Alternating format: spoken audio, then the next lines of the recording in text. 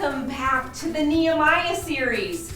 Last week we learned so much about Nehemiah and his life, that he is a super awesome cupbearer, which has so much intricate things to it. He had the ear of the king, and he got to do what he wanted to do because he prayed and God saw favor with Nehemiah. I can't wait for us to jump in today.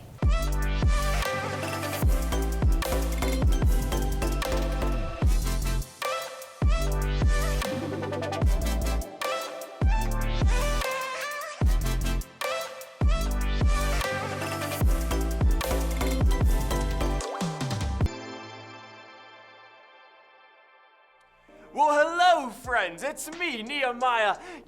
As you remember, we talked last week, and oh, what a good talk it was. I felt so encouraged by our time together. Thank you so much for listening to my story. As you know, last week when we were together, we were learning all about how I got permission from the king to go to Jerusalem. And friends, we're here. And I will say, have you ever seen a grown man cry? Because I did. I did. Oh, it was a sad sight. So devastating. Have you ever had something devastating happen to you? Have you ever had a loss? Maybe a loss of a city or a temple? Or a loss of a puppy? Or something just unthinkable happened to you? Well, you see, friends, that's what happened to me and my people, the Jews. You see, after being banished in Babylon, now to be back in Jerusalem, we had to rebuild. We had to rebuild the temple. And so, after surveying the land and all of the destruction, I prayed again. And I said, God, will you show me how do you want this wall to be rebuilt? And you know what, friends? He did. He showed me a plan. He showed me what we were supposed to do. And so I gathered up all of the Jews. I gathered them all up, and we decided together that it would be best if they all stay near their families and that they build the wall stack by stack by the houses that they were to live in. You see, by doing so, they were right there and they could protect, and the wall could be built up step by step. But there were some people that didn't want us to build this wall. You see, they wanted Jerusalem for themselves, and they did not want this wall to be built. But God did. God wanted this wall to be built. And so I prayed and I heard the Lord say, make sure that you have your sword on your side as you build this wall. And friends, swords are heavy. Swords are heavy. But we did it. We had our sword at our side, at the ready, so that we could be ready for when enemies attacked. But it wasn't just attacks from enemies. No, it was the local leaders of other tribes coming to me and saying, oh, great Nehemiah, come and visit. Come to our temple. We will give you the luscious grapes that we have. All of the goods in the land could be yours if only you stop building this wall. Kind of sounds a little bit like a joke to me. And it was. You see, they were trying to make me feel pampered, giving me all the wealth in the world if I said, stop building the wall. But God said not to. God said that I was to build this wall. And so that is what I did. I did not let that stop me. You know what else they did? They're kind of like slithery snakes, they are. They went to the priest near me and they said, oh, priest, we will pay you handsomely if you go to Nehemiah and you tell that man that he needs to come to the temple. You tell that man to come to the temple. But I know that the Lord is the only one I listen to. I don't listen to the words of man. I listen to the one and only true God. And so I said to that priest, I said, you might have the best of intentions, but no, I will not come to your temple. I will stay right here and I will finish this wall because it is what the Lord has me doing. And you know what, friends? Here's the remarkable thing. This wall, it is vast, it is big, it is bold. There are no enemies that will go past this wall. And guess how long it took us? I promise you, it was less time than any construction has ever taken before. Didn't take us a year. Oh no, not even 6 months. Maybe 52 days. 52 days. Beat that record, won't ya? We did it. We built the wall, and now the Jews and my people, God's people, can live in the Holy Land once more, protected from the enemies that come knocking at our footsteps. But I want you to know, this is not a story about me. This is a story about God sharing what He would have for His people and using me as His vessel. Using me, a poor man named Nehemiah, to fulfill His promise.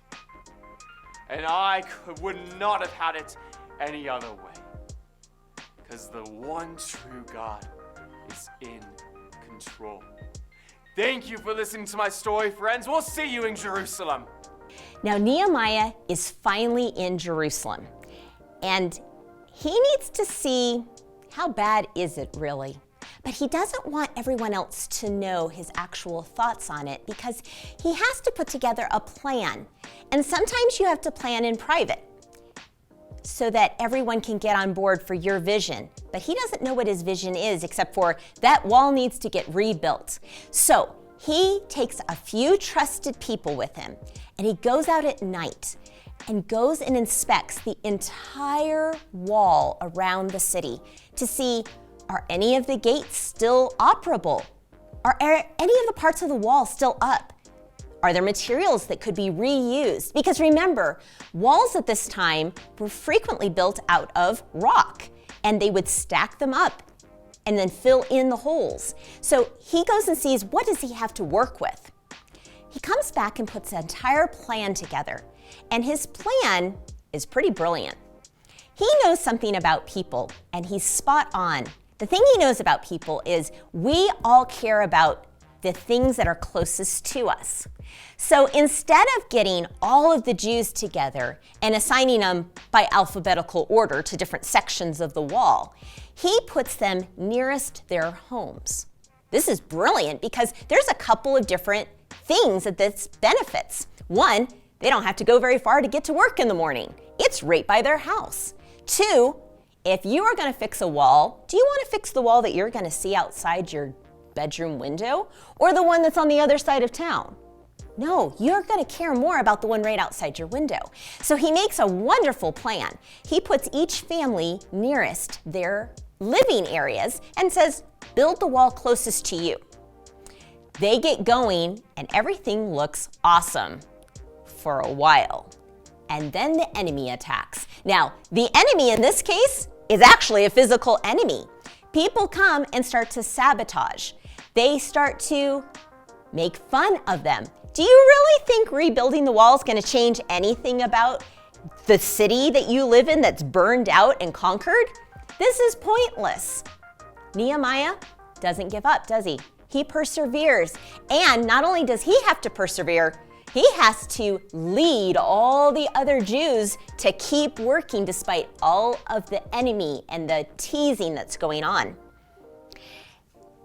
In chapter 4, verse 15, here's his response. When our enemies heard that it was known to us and that God had frustrated their plan, we all returned to the wall, each to his own work. And from that day on, Half of the servants worked on construction. The other half held spears, shields, bows, coats of mail, all weapons or protection. Now, if you were going to build a wall or build anything, it would be a lot better to use both hands and be fully dedicated to what you're building. But they can't do that. They have to protect against the enemy. At any moment, an enemy group could come and attack the weakest point in the wall that's still not rebuilt. So Nehemiah puts together a plan. Some people work in the morning, some people work in the evening. The ones who are working in the morning are going to work full-time. The ones who aren't working, they have to still stay on the job, but they have to stay on the job as protection. This makes it kind of tough because when do you get to sleep if you're working in the morning and guarding at night, or guarding in the morning and working at night? So this is a tiring process, but Nehemiah says, everyone, this is worth it. We are working to rebuild God's wall, and it's going to share through all of the world. God is the one true God. Not to mention, we're going to have safety finally in our own homes. Here's how he also puts together a safety plan. Think about a wall going around a city. If the enemy attacks over here, the people that are on this side have no idea what's going on. They can't even help. So he puts together a communication plan, and here's his plan. Get to the right spot. It's in chapter 4, verse 20. It says, "In the place where you hear the sound of a trumpet, rally to us there. Our God will fight for us." He tells everyone, when you hear a trumpet, run, drop everything except for your weapons, and get to that spot in the city because we are being attacked. He gets the entire community to work as one unit. And that's very important. We as believers, that's how we should be. When somebody is hurting, when somebody needs help, they put the sound of a trumpet. They're calling out, I need help. It's our job to stop what we're doing and go help them. This is living the good Christian life. So, just like we've learned from Nehemiah, perseverance, we've also learned how to live in a community, in unity, helping each other. Now, come back next week because Nehemiah has far more leadership lessons to teach us in the coming chapters.